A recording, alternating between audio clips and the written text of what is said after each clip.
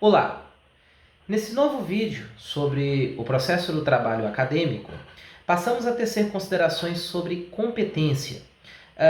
Todos sabemos o conceito de jurisdição, que é o poder-dever do Estado juiz de solucionar os conflitos de interesses mediante a aplicação do ordenamento jurídico, né? É um poder-dever do Poder Judiciário, né? Tanto na solução de lides que envolvam casos concretos, conflitos da vida real, né, dos jurisdicionados, e tanto falando também com relação às ações de controle concentrado de constitucionalidade, né, dentro da denominada jurisdição constitucional, por exemplo, do Supremo Tribunal Federal e também os tribunais de justiça por simetria com relação às constituições estaduais.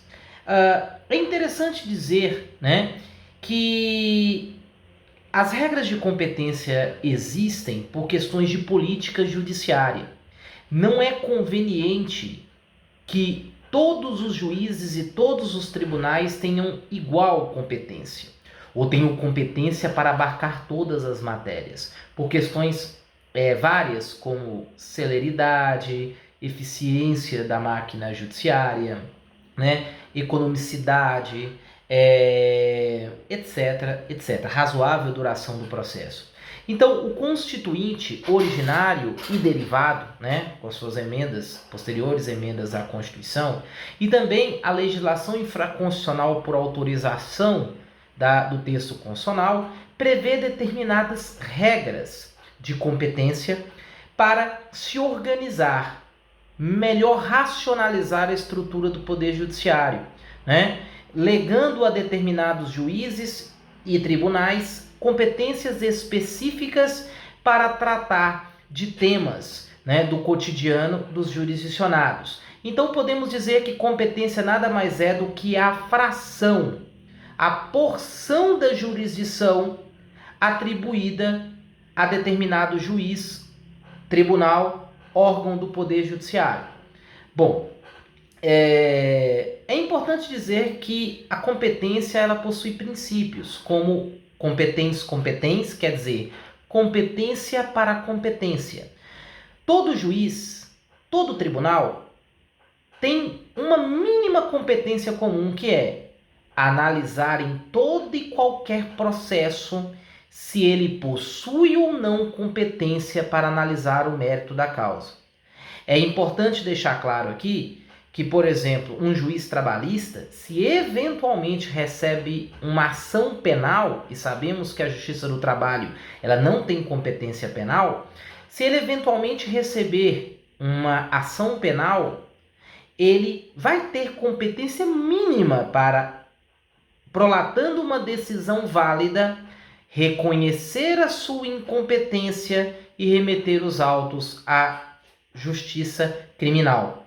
Então, é interessante esse resíduo comum a todos os juízes e tribunais do país da competência para competência, analisar se é ou não competente para o desate daquela lide. Outro princípio seria o princípio da indisponibilidade da competência.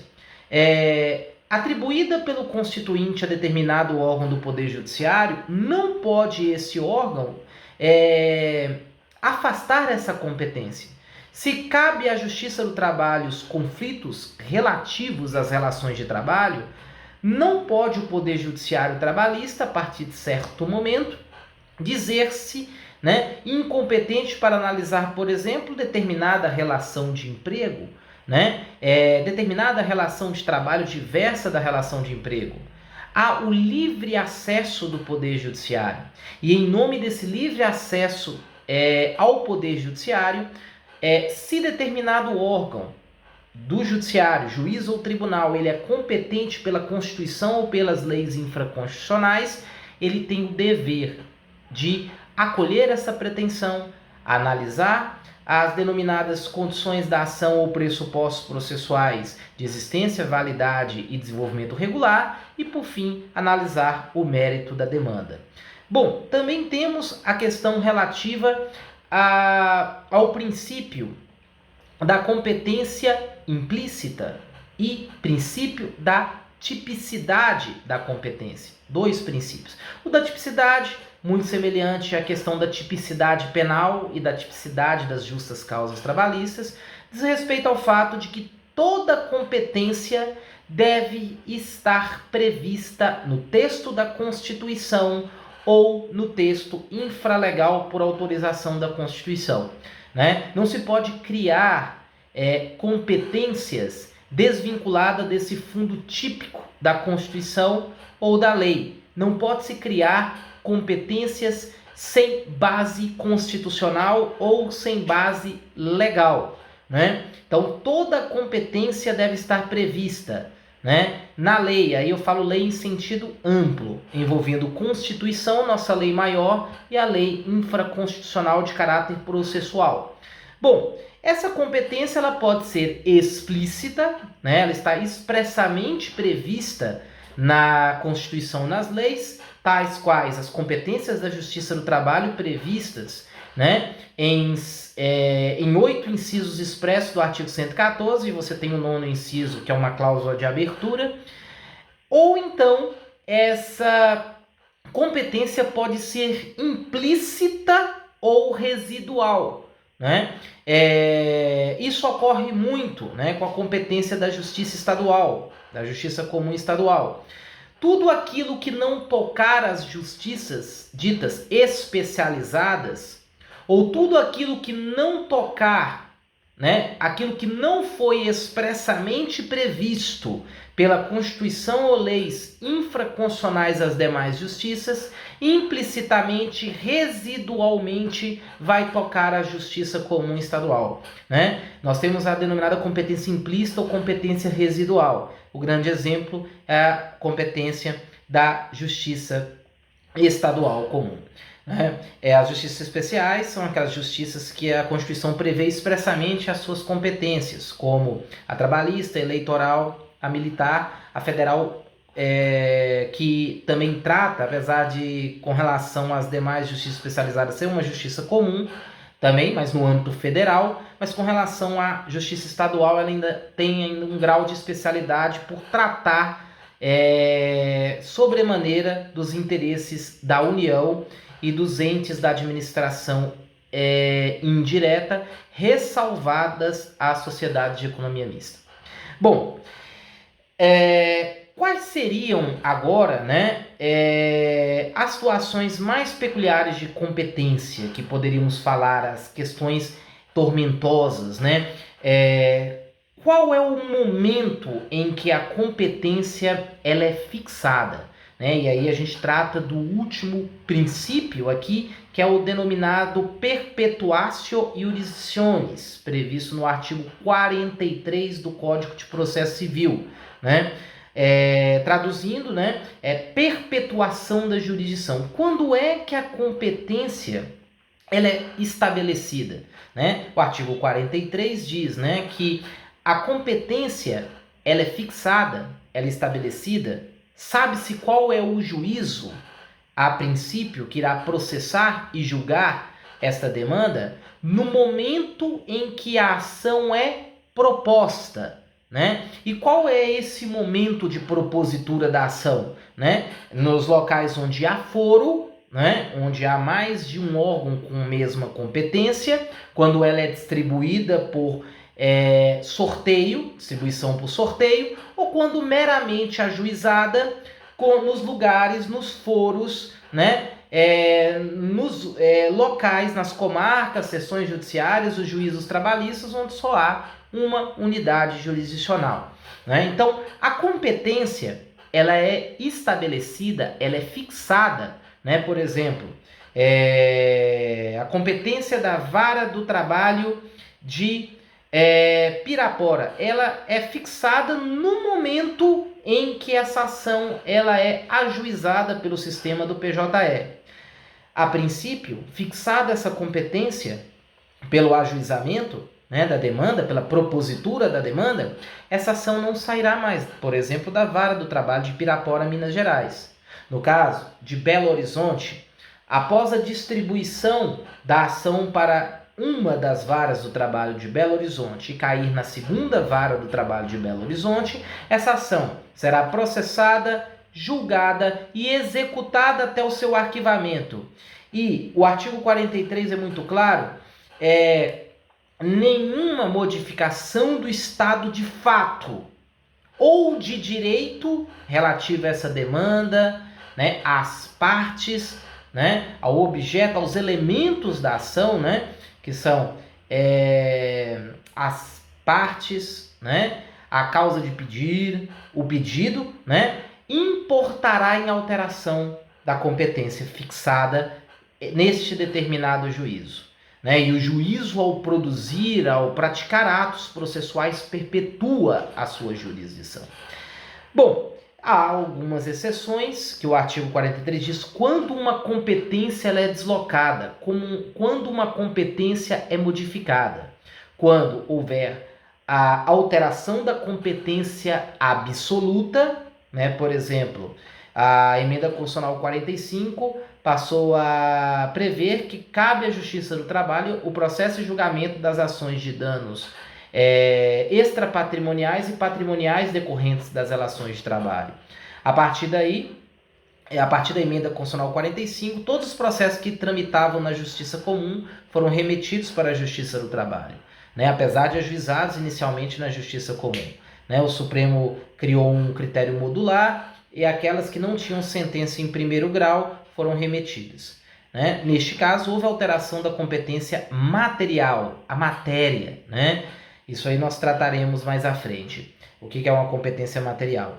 Bom, e quando houver supressão do órgão jurisdicional, por exemplo, extingue-se determinada vara do trabalho, deve-se enviar a demanda para ser processado em outro juízo. Essa demanda não pode ficar sem resposta. E também por critérios de conexão e continência, né?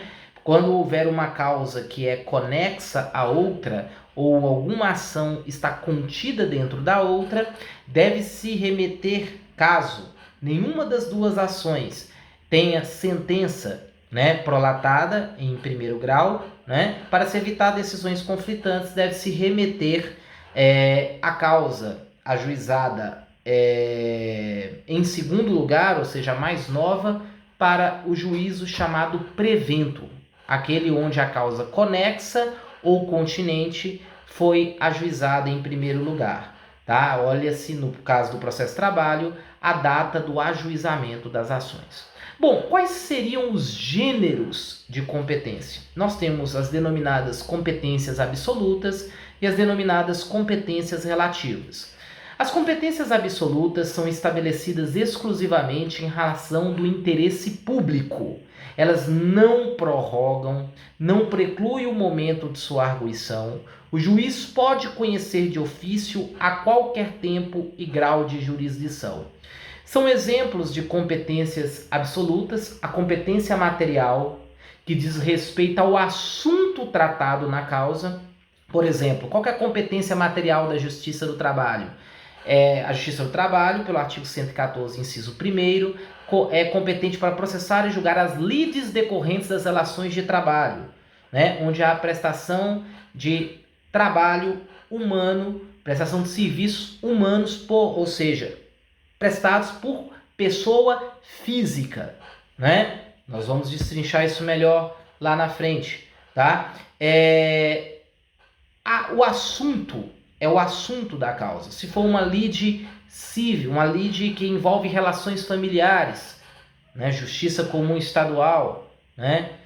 Se for uma lide que envolva relações comerciais, né? Ou uma falência, uma recuperação judicial, a vara de falências de recuperação judicial, ou se não existir um foro específico para isso, uma vara civil comum. Se for uma lide criminal, se for uma ação penal, né, justiça criminal, e assim vai, né? Nós temos a competência funcional. Cada órgão do Poder Judiciário ele tem uma função.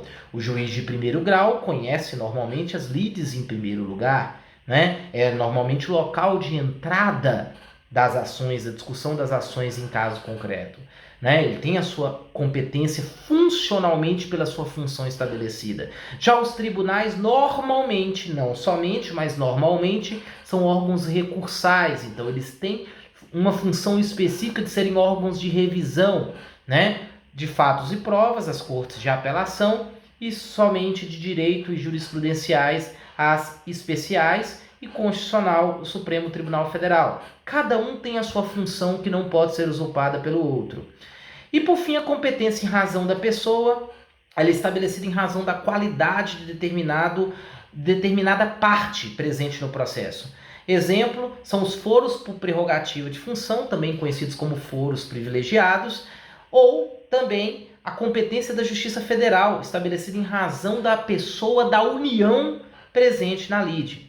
E também nós temos o gênero de competência relativa, estabelecida em razão do interesse das partes, se não arguída em momento oportuno no processo civil por preliminar ao mérito na contestação, mas no processo de trabalho nós temos do artigo 800 da CLT, ainda por meio de exceção apartada da contestação, né?